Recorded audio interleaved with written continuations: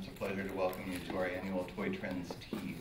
The experts that we have on TIA staff that have been tracking products over the past several months and preparing an analysis of what we're seeing as key trends for the show floor are going to be leading you through a discussion of the 6 trends that were identified in the little lunch boxes that you received today. You do have a copy of the press release in hard copy format. It's also been posted to the online press room for any of you that are looking for the electronic version. We hope you enjoy your snacks. There is also some coffee and tea over on the side. But as we kick off today, we expect it to go about 20 minutes to 30 minutes. And then we'll have an opportunity for some group Q&A if you have anything that you'd like to ask overall about the trends or about Toy Fair. And then our experts will be available to answer any specific questions that you have. We also have staff that can prepare some recommendations. If you'd like to follow up on any of the trends that have been identified, we can help map out an itinerary of the show floor so that you can see some of the exhibitors that have products that are in each of the trend areas that we've identified.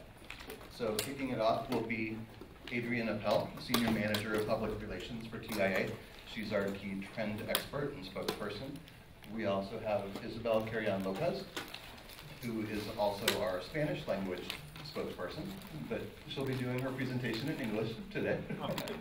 Jackie Retzer, who's our communications assistant and trend spokesperson, and then Kristin Morency, who many of you may already know. She's she is our journalist for TIA and another of our trend spokespersons. Again, my name is Stacy. If you have anything that you need throughout the presentation, please just raise your hand, let us know, and we'll make sure that we're taking care of you. Okay?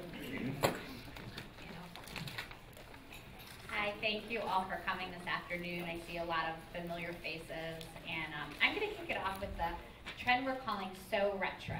And when we're talking about So Retro, we're speaking to nostalgic toys, vintage, and classic. So before I jump in, just want to give a quick definition, some keywords. When we're speaking about nostalgia, we're speaking about those toys that really evoke that feeling or that memory in an individual person. So, my nostalgic toy, may be different than, Isabel or Jackie's or any of you. It's, depending on what you like to play with, where you may have grown up, what time you may have grown up. So, it's really that toy that captures you and you're like, oh my God, I had that when I was a kid. And we've had a lot of those moments as we walked the show floor the last 2 days, and I think many of you may have. And then when we're speaking about vintage, we're speaking about really the styling of the product. It may be a brand new product, but it almost has that feel as if it came from grandma or grandpa's attic.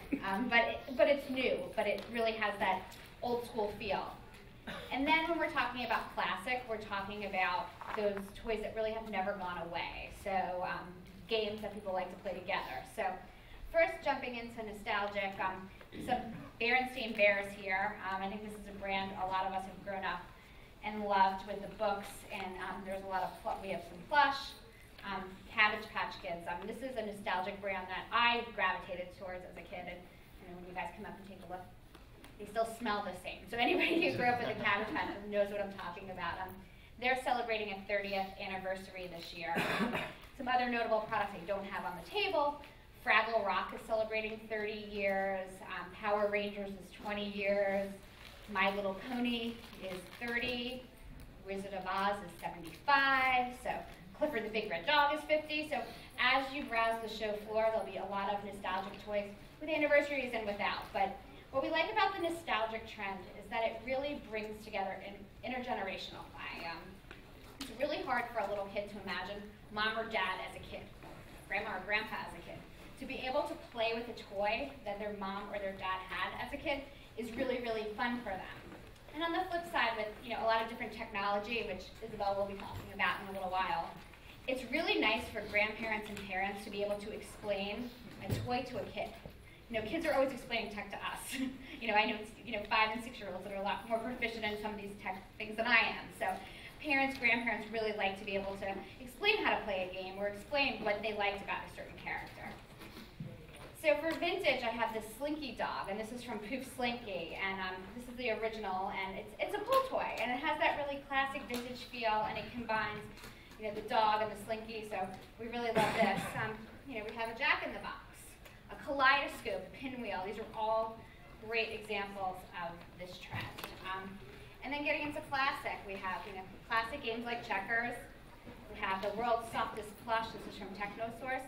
Come up and touch this when you get a chance, because it's just so soft and cuddly. And it's a new take on an old classic. And then another thing to kind of keep in mind, that none of these are standalone. They can combine. Like right here, Monopoly is a classic game, but you're combining it with a nostalgic brand, the Power Rangers, who are 20. So none are, within one bucket. They can kind of cross over. So these are just some of the examples, and we can put together lists for you.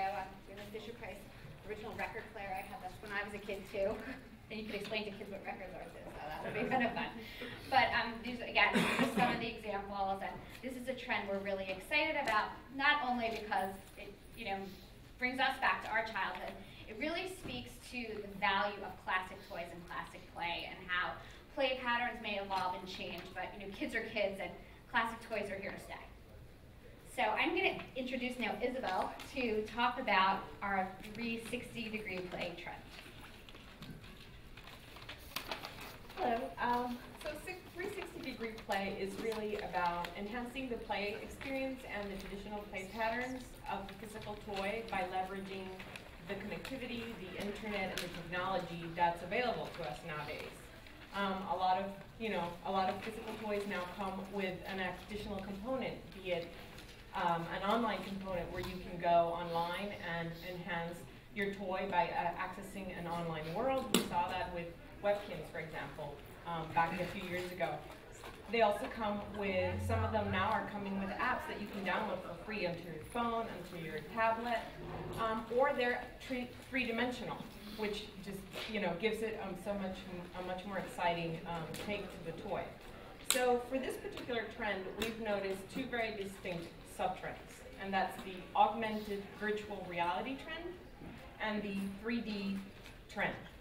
So with the augmented virtual reality, we have what I was just mentioning, just either there's an application that you can download onto your smartphone or your tablet, and it connects to the toy, or you can just either use that on its own with the toy or the physical toy in and of itself, so that you basically are enhancing your play experience trifold. Then you have those toys that have an online component, and it's just an add-on, so that if you want to play offline, you can. If you want to play online, it just adds on to your fun. So I want to show a few examples of that of the virtual augmented reality. And first off, I'm going to start with the Holograph, which is by Goliath Games. And this is kind of a classic reinvented, because it's your magic bag of tricks, but using an iPad or, well, a tablet to basically download an app that will connect to the game and will create a hologram that you can play tricks on. And the cool thing about it is you can also upload your own images. It comes with stories that you can... Hello, Jen Axel here. Welcome to Hypertech Lab. I'm afraid I can't be up there in person. I'm down in the control room. So as you can see, it has the holograms, and it's all tricks, and there's different stories. But you can upload your own images and be yourself the main character in the story.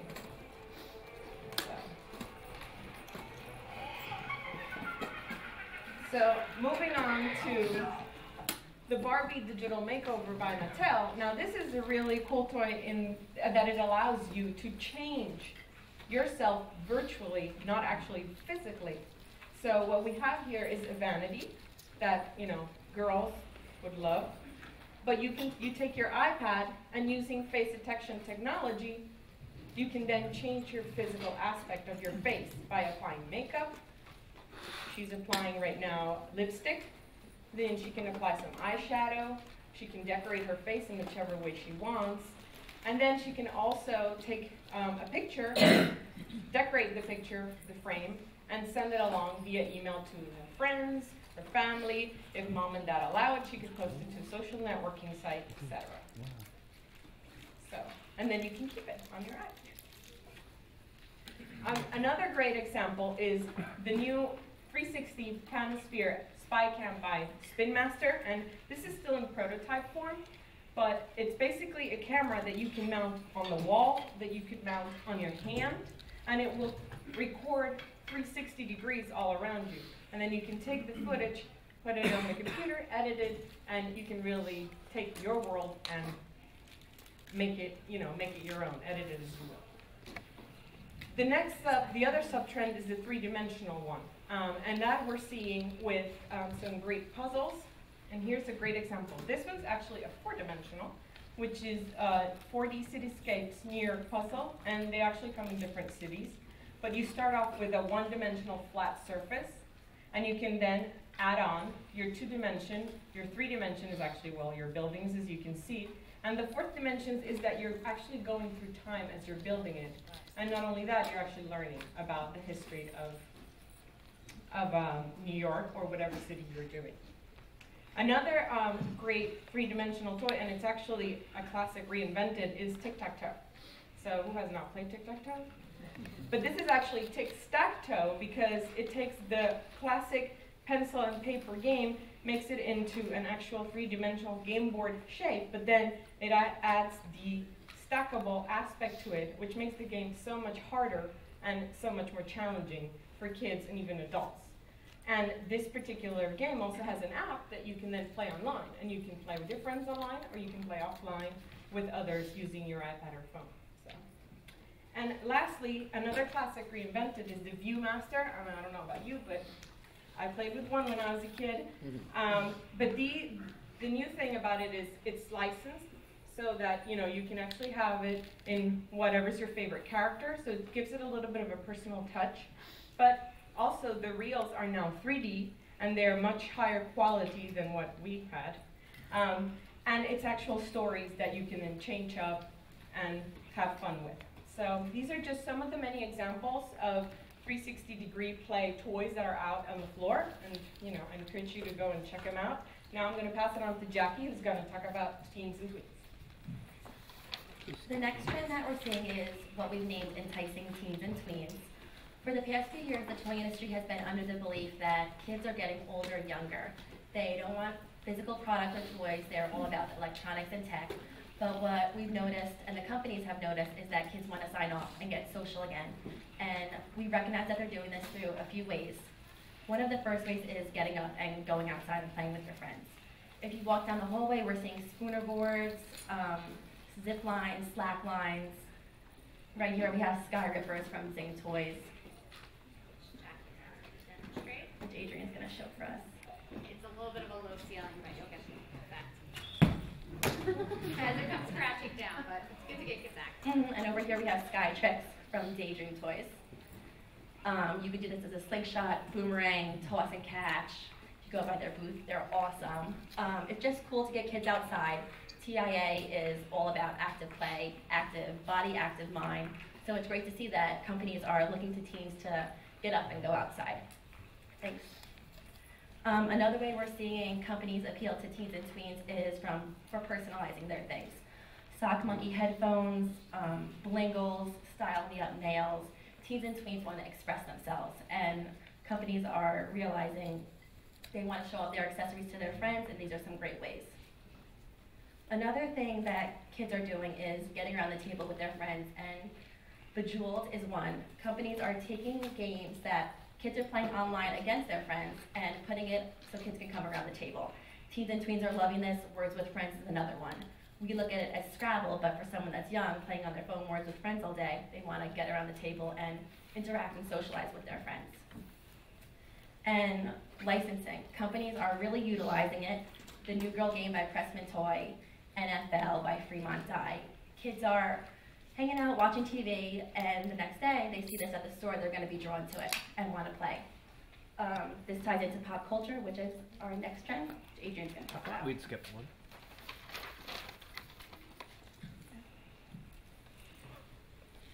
Okay, so another trend that we're seeing, we're calling pop culture persuasion.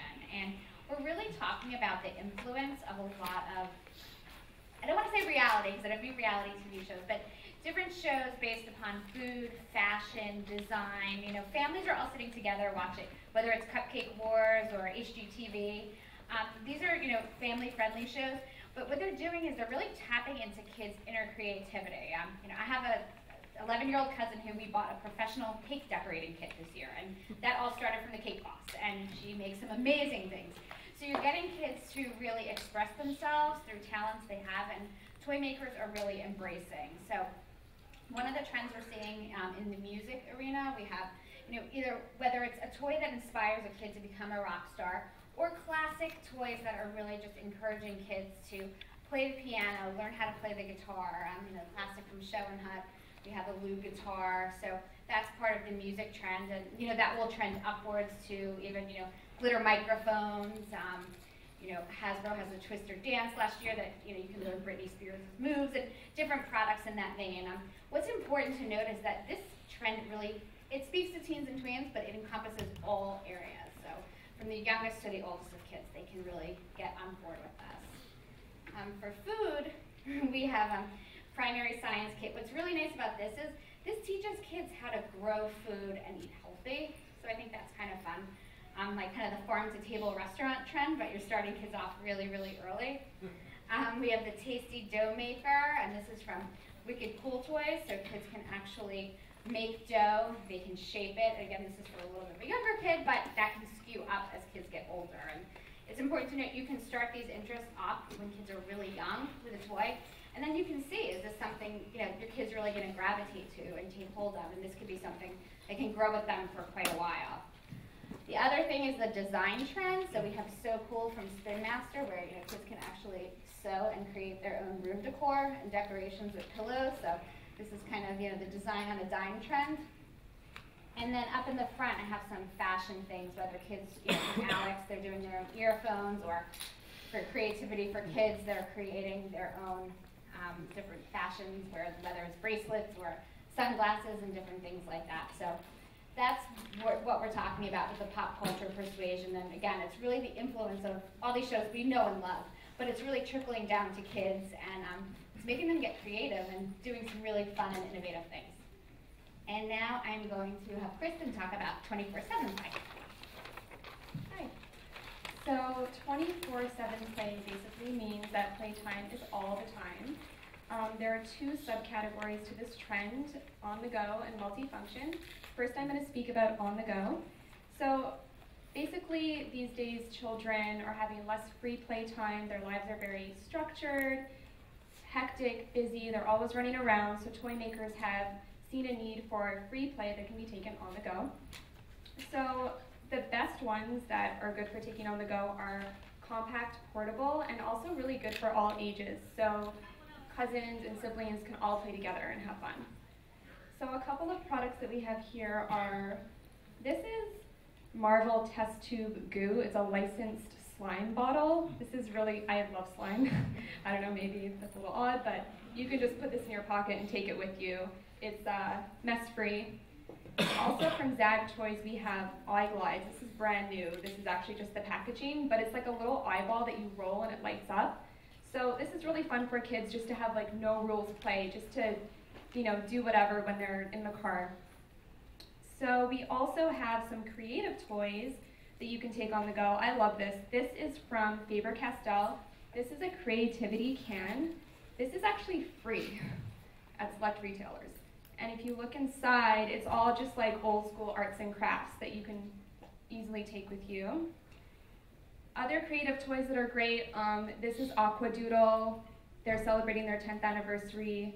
This is Etch-a-Sketch, sorry. This is an old classic, but it's licensed. So it's gonna attract a whole new generation of children. Then we have these Zip-It pillows. These are so cute. You can actually store pajamas in here and take it for a sleepover. It's also a pillow and it's a plush. This one here is a cute little doll, and as you can see, you can open up her mouth and you can put little doodads in there. So second, we have multifunction toys, and these are really appealing to parents because they serve more than one purpose. They're practical, so for the value-conscious parent, they're really going to be drawn to these toys. Over here we have this is Twilight Turtle Tunes. It's the new version of the best-selling Twilight Turtle. What's cool about this, it's a plush, it's a room decor item, it lights up, but it also plays music, and it comes with an app. Actually, I'm going to try and turn this on right now. Comes with an app, and it's Bluetooth enabled. So you can play absolutely anything you want, and it'll play through the turtle. Also new from Cloud B is this light up car. This is fun. It goes from day to night. It's a pullback toy car, and it also lights up as a night light at nighttime. And then we have, this is for a little bit of an older child. This was actually invented by an 11-year-old boy. This is a family-owned company. They're first-time exhibitors at Toy Fair. It's called the Appell.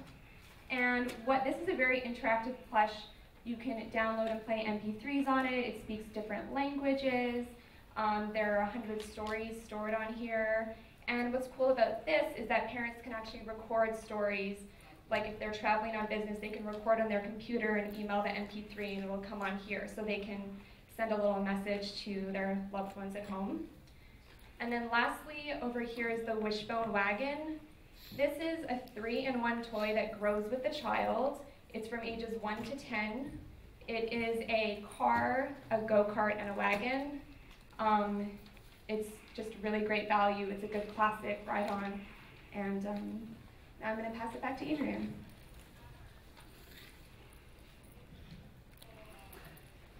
Our final trend we're going to talk about today, we've dubbed construction craze. And I'm sure many of you who follow the industry regularly have realized that the construction category really, truly has been on fire the last couple of years. Early NPD data, the POS in January indicated that building construction toys were up about 20% overall, and we expect that trend to continue in 2013. What's important to note is that we see a lot of diversification in building. Right here we have Lego Friends, which was our Toy of the Year award winner this year, announced on Sunday night. But we're seeing a lot more different toys being introduced, like Lego Friends is for girls.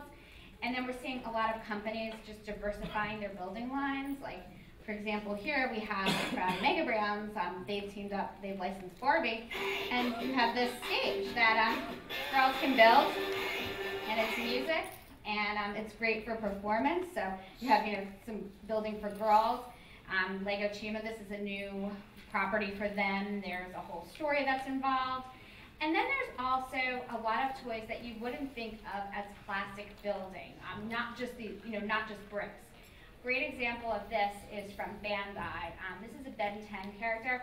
It's actually a model building kit. So kids are building their own action figures. So I think that is really, really cool, because not only are companies saying, hey, building is an area for growth, let's take blocks and bricks, and there's so many new options, but you're taking that building play pattern and moving beyond the brick. So that's something we're going to be watching for in 2013.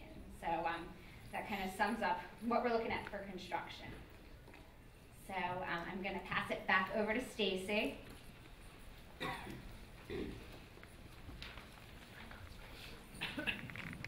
Thank you, everyone. Time for questions and answers. Just so that we can get an audio recording for the camera, if you do have a question, please raise your hand, and then I'll pass the microphone to you for the question.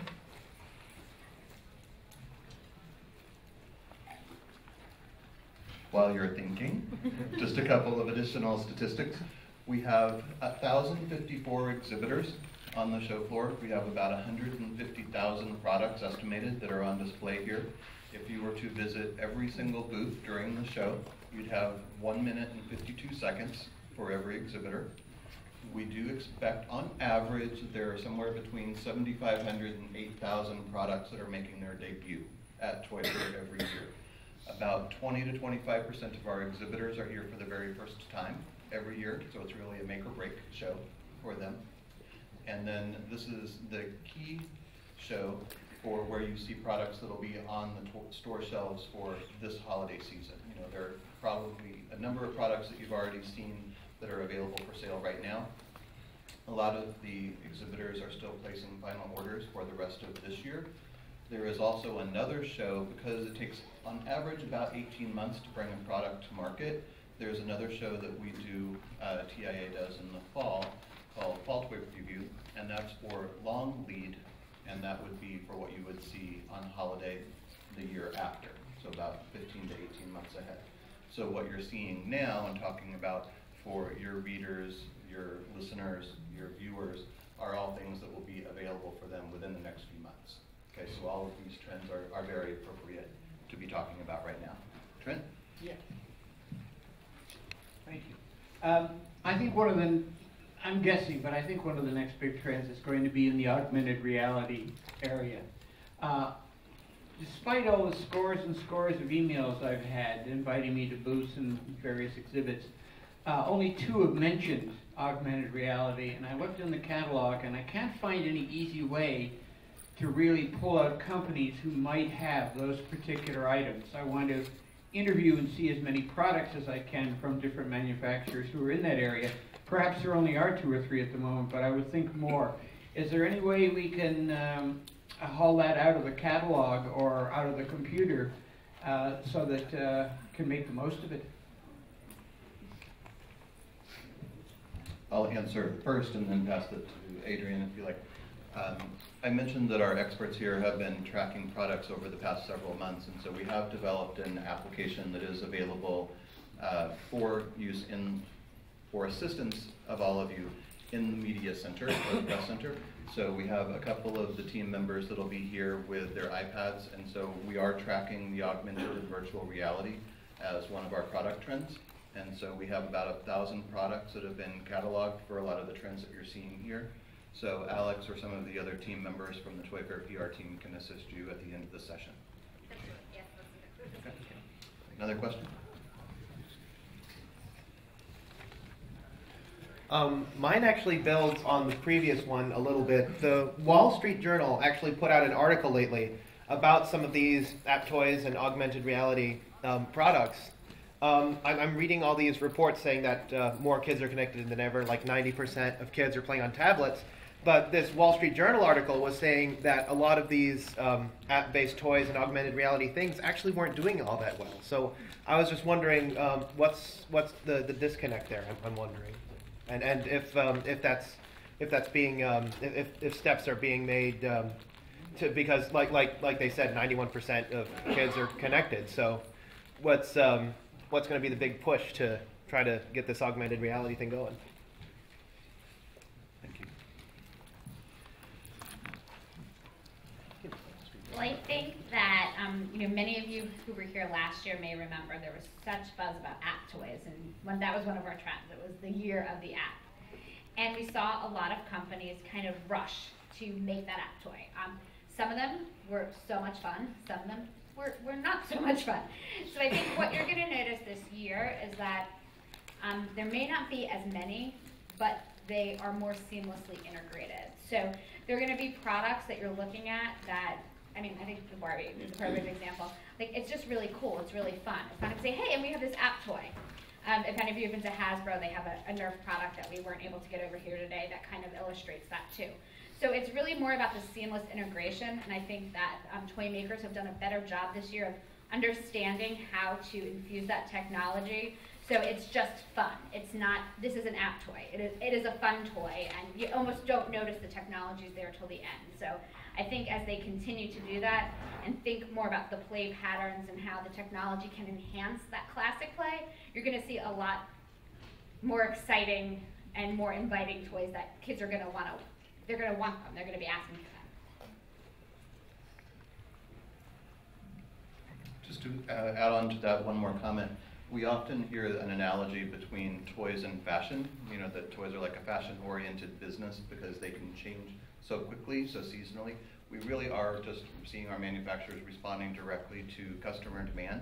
So if it's something that's very hot for the moment, you'll see a large rollout typically, and then once we see, does that demand continue, or was it a flash in the pan, a fad, whatever the term is that you'd like to use, then we see what really has the staying power. And so we do respond to customer demand very quickly within the industry with a fairly quick turnaround cycle for new products. But then again, do the consumers still want to have those same products last?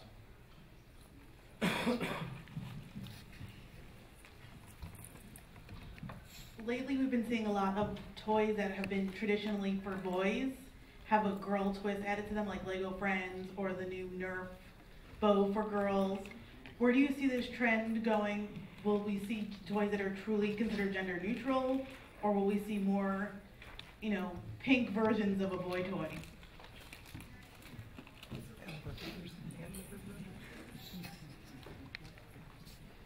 a really good point, and I recently saw the Hasbro thing, and I thought it was pretty cool. But I think there was a lot of backlash, and a lot of people, were looking to see gender-neutral toys. The fact is that companies, as Stacy mentioned, really do respond to consumer demand.